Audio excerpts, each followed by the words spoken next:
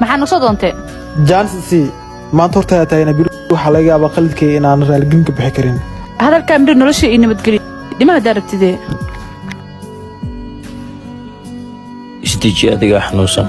suweerkii caafimaadka qab hortiin ma taagna maanta inta teedel gaana waxa go'aasana cafis in wadiista maanta waa idin bariyaad ka cafiya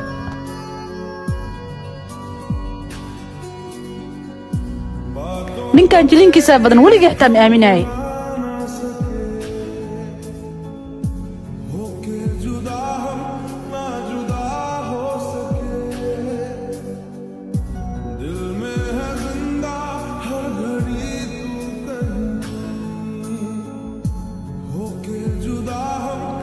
arrin rabaa inaan kuu sheego laakiin xoogo cabsiir ay ugu jirto safar shaqaan rabaa inaan aado weliba Kenya u socdaa qasab waa inaan baxo